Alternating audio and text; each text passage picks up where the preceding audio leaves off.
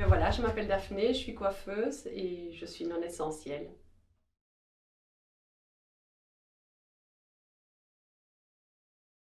On a eu l'impression qu'on n'était pas pris en compte, qu'on n'apportait rien en fait.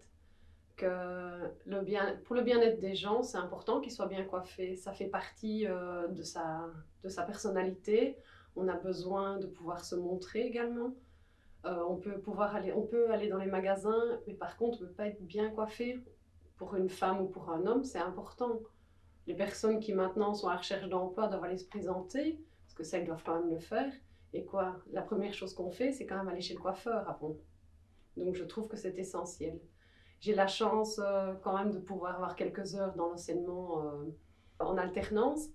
Et là, il est vrai que je peux donner cours à plusieurs apprenants, mais par contre, je ne peux pas ouvrir mon salon pour une cliente avec toutes les mesures qui sont prises de désinfection, de distanciation. Donc je trouve que c'est pas logique, parce qu'il n'y a rien qui nous prouve ou qui nous démontre qu'il y a eu plus d'impactés parce qu'ils allaient chez le coiffeur. Rien ne nous le dit en fait ça. On peut se retrouver dans un avion, être assis à côté d'une personne qu'on ne connaît pas, mais on va venir chez son coiffeur sur un siège où tout est désinfecté. Par rapport aux autres pays, je trouve qu'on les pousse en fait. On pousse les clients à aller voir, à passer la frontière pour aller se faire coiffer. C'est pas logique. La norme, elle devrait être à ce moment-là européenne. Partout pareil. Pourquoi un pays a droit à pouvoir travailler? Ils sont considérés comme essentiels et nous pas.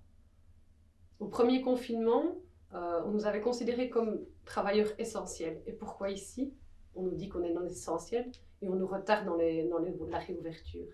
À chaque fois qu'il y a une annonce, on se dit ça y est, on va pouvoir retravailler. Et puis non, c'est le coup de massue, ça recommence. On est encore sur la touche. Beaucoup nous soutiennent, beaucoup nous demandent que faire, qu'est-ce qu'ils peuvent faire en attendant que.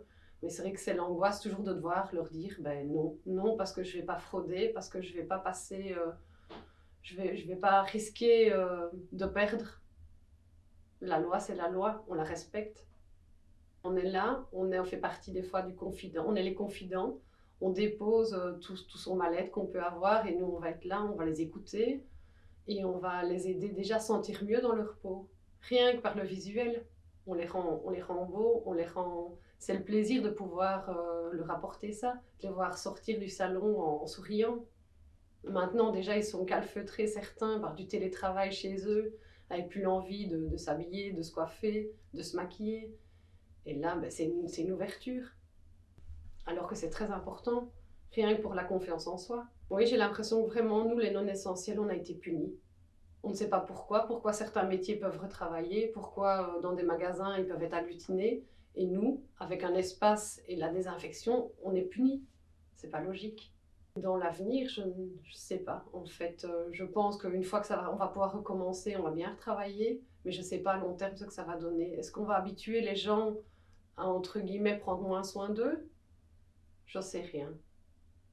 Mais c'est pas, c'est triste, enfin, je trouve.